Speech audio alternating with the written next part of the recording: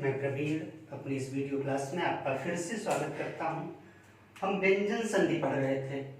व्यंजन संधि के अंतर्गत हमने उसके प्रमुख 3-4 नियम पढ़ लिए थे। अब जो शेष नियम थे हमने कहा था कि अगले वीडियो में, तो आज उसको फिर से एक बार देख लेते हैं। तो हम ता और द पढ़ रहे थे कि पहले ता और दा आए, बाद में क्या आए तो क्या होता है। तो हमने पढ़ा था उस दिन कि यदि ता और दा के बाद च छा आ रहा है तो च हो जा रहा है, जा झा आ रहा है तो झा हो रहा है, ट ठ आ रहा है तो ट हो रहा है, ड ढ आ रहा है तो ड हो रहा है, और ल आ रहा है तो ल हो जा रहा है। इतना पढ़ा था। अब हम देखें कि हमने कहा था कि ये एकल परिवर्तन थे, अर्थात अगर इनके त द के बाद कोई वर्ण आ रहा है तो उसमें एक वर्ण का परिवर्तन हो रहा था। लेकिन हमने कहा था कि दो मामले ऐसे बनते हैं जिसमें त द के बाद कोई वर्ण आता है तो संधि के बाद दो परिवर्तन होते हैं, अर्थात दो नए वर्ण जुड़ते हैं। तो आप देखिए उसको आज, यदि पहले ता या द आए, फिर उसके बाद श आ जाए, कौन सा स है, तालव्य सा। तो हमने आपसे कहा था दो परिवर्तन होते हैं, तो दो परिवर्तन क्या होंगे। एक तो त और द की जगह च हो जाएगा, पहला परिवर्तन होगा। ये पहला परिवर्तन होगा, ये किसकी जगह पे होगा, त और द की जगह, ठीक है। त और द की जगह च हो जाएगा, और दूसरा जो परिवर्तन होगा वो श की जगह पे छ हो जाएगा, छ।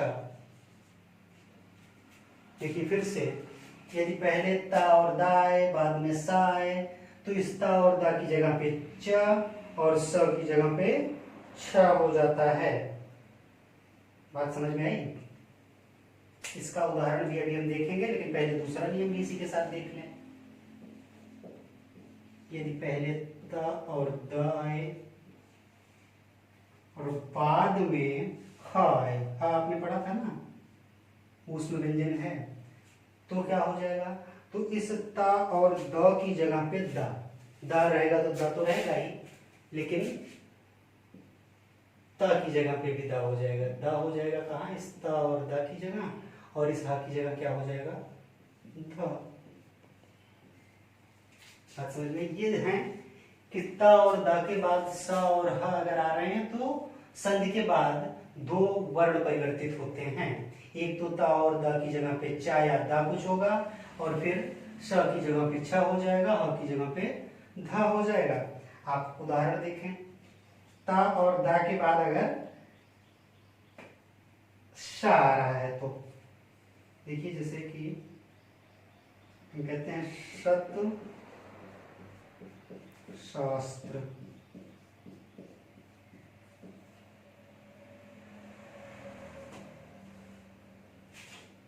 सत्य सत्य ऐसे नहीं लिखा जाता है, ऐसे लिखा जाता है सत्य शास्त्र। अब हम नियम लगाएं, इस ता की जगह पे क्या होगा, भाई त के बाद सीधे सीधे सा आ रहा है, तो इस ता की जगह पे च होगा, सीधी सी बात है, हमने च लिख दिया। और इस सा की जगह पे छ होगा, हमने वो भी लिख दिया, हो गया सच्छास्त्र। बात खत्म। इसी तरह दा की जगह पे एक देख लें, जैसे हमने कहा शरद शशि। शरद शशि का मतलब शरद ऋतु का चांद। दा आ रहा है, उसके बाद सा आ रहा है, तो भाई दो परिवर्तन तो निश्चित होंगे। अब हम कह रहे हैं कि दा की जगह क्या होना चाहिए था, च। तो देखिए च हो गया, और इस स की जगह पे छ होना चाहिए था, सरच्छाश। बस प्रश्नमाला में इस तरह के और अभ्यास आपको मिलेंगे, लेकिन इतना तो आप समझ गए होंगे।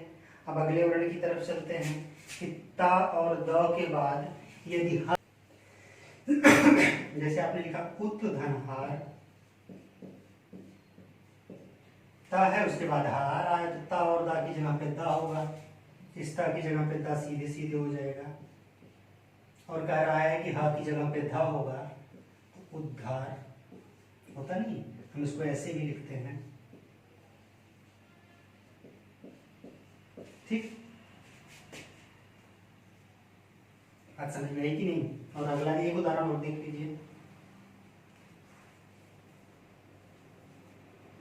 जैसे आप लिखते हैं कि तत् धनहित, फिर वही बात, ता की जगह पे द होगा, लिख दिया द।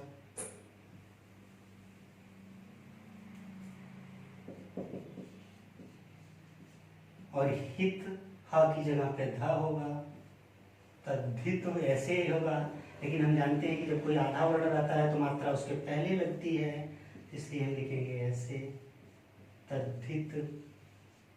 इसको और अच्छा लिखना चाहें तो लिखेंगे ऐसे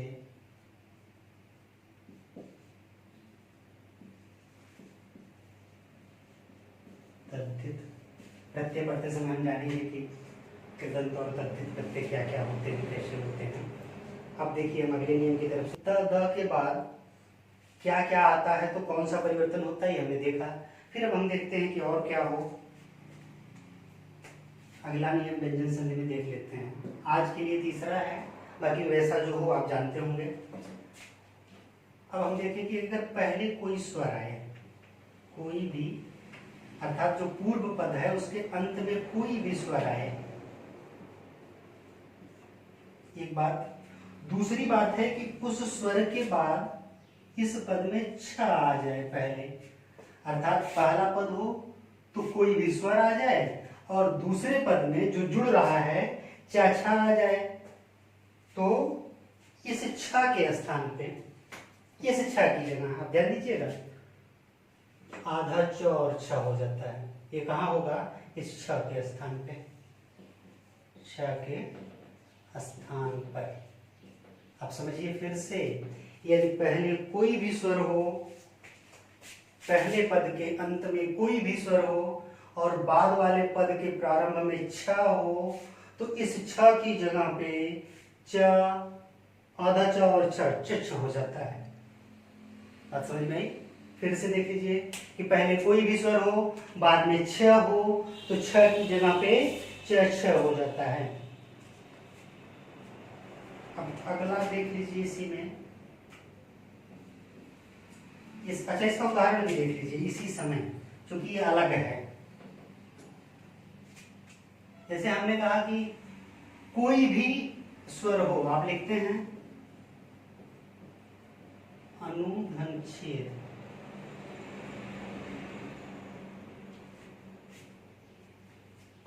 आपने क्या देखा था? आपने ये देखा था कि अगर छ के पहले कोई भी स्वर आए तो आ रहा है। इस नाम में ऊ छिपा है, आप जानते हैं। ये तो ऐसे है ना, ऐसे ऊ एक स्वर है। तो अब नियम ये कहता है कि अगर छ के पहले हमको स्वर दिख गया ना, तो इस छ की जगह पे च छ हो जाना है। तो हम इसको कैसे लिखेंगे? इसमें कोई परिवर्तन नहीं होना है। नियम के अनुसार तो केवल इसी छ में परिवर्तन होगा, ये वाले में। तो हम इसको तो पहले वाला पद ज्यों का त्यों लिखेंगे, लेकिन दूसरे वाले में क्या करेंगे? दूसरे वाले में इस छ की जगह पे परिवर्तन हो रहा है, तो हम छ की जगह लिख दिए, लेकिन ये मात्रा तो नहीं परिवर्तित हो रही है। ये तो एक अपने आप में अलग वर्ण है ए, तो हम लिखेंगे ऐसे अनुच्छेद। ठीक है, या हम लिखते हैं अधनच्छादन। फिर हमने देखा एक स्वर है, उसके बाद छ आ रहा है, तो होगा क्या भाई? इस छ की जगह पे छ होना है, तो हम कैसे करेंगे? आ ज्यों का त्यों, इस छ की जगह पे हम आधा च और पूरा छ लिखेंगे और शेष ज्यों का त्यों लिखेंगे, हो जाएगा आक्षादन। ये समझ में आया? कभी कभार जब आपसे संधि करने के लिए पूछेगा ना, व्यंजन संधि, तभी आपको दुख देगी जब आपसे अ प्लस छादन का छंद विच्छेद संधि पूछ लेगा, या आक्षादन दे के उसका संधि विच्छेद पूछ लेगा। अगर संधि पूछा तो आपसे केवल पूछा जाएगा कौन सी संधि है, व्यंजन के नियम नहीं पूछे जाएंगे। व्यंजन के प्रकार नहीं पूछे जाएंगे, केवल व्यंजन, तो आप सीधे पहुंच जाएंगे कि व्यंजन संधि है। लेकिन जब संधि विच्छेद और संधि करेगा तब इन नियमों का उपयोग और इन नियमों की जानकारी दोनों आवश्यक होगी। तो आइए अब अगला नियम देखते हैं। अब अगला है कि यदि पहले पद के अंत में मां हो और उसके बाद पहले पद के अंत में मां हो, मां पूर्ण हो, आ उसके साथ जुड़ा है, और उसके बाद क्या है, उसके बाद कोई भी अंतस्थ व्यंजन हो, कोई भी अंतस्थ व्यंजन हो, अंतस्थ व्यंजन आपने पढ़ा है, फिर से मैं लिख दे रहा हूं, या र ल और व हो, अथवा कोई ऊष्म व्यंजन हो।